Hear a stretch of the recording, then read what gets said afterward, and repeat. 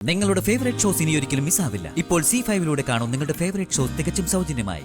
അച്ഛനോട് ഇവിടെ ഉള്ളവർ എന്തെങ്കിലും തെറ്റ് ചെയ്താ കള്ളക്കാമുകനെ വീട്ടിൽ കൊണ്ടുവന്ന് താമസിപ്പിച്ചിട്ടാണോ നിങ്ങൾ പകരം തീർക്കുന്നത്?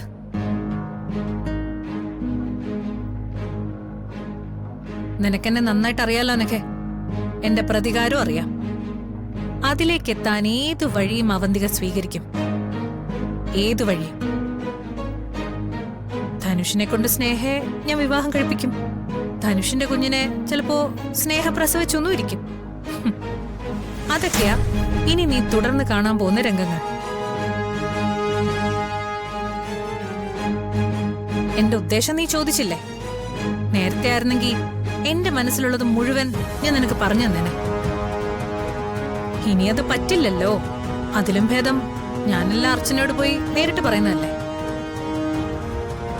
എന്റെ ആലോചനയും തീരുമാനങ്ങളും ഞാൻ മാറ്റാൻ ഉദ്ദേശിക്കുന്നില്ല.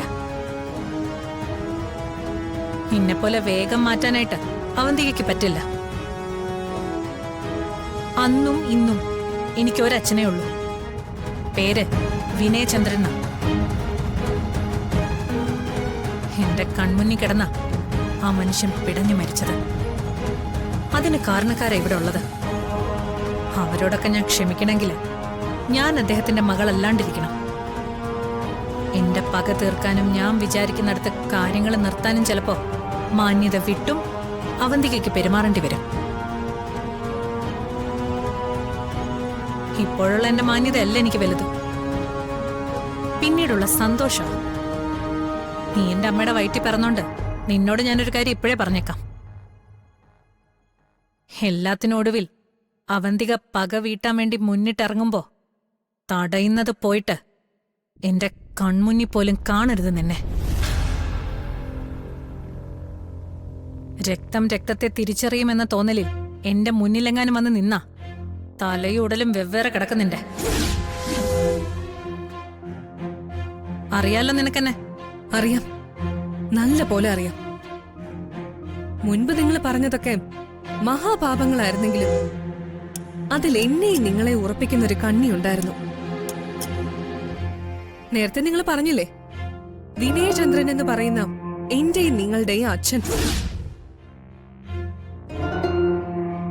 അന്നൊക്കെ നിങ്ങൾ പറയുന്നതൊക്കെ എന്നെ കൊണ്ടാവാത്ത പലതുമായിരുന്നു.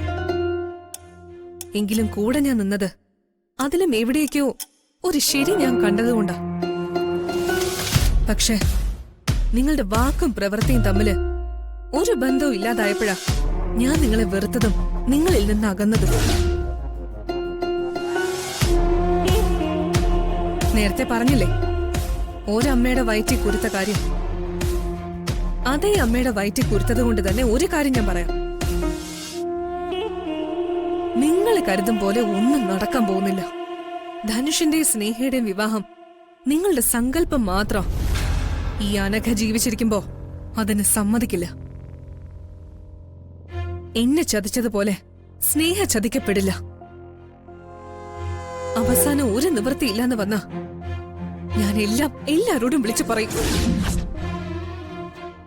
അതിലാദ്യത്തേത് അവന്തികയുടെ പരപുരുഷ ബന്ധത്തെക്കുറിച്ച് തന്നെയായിരിക്കും.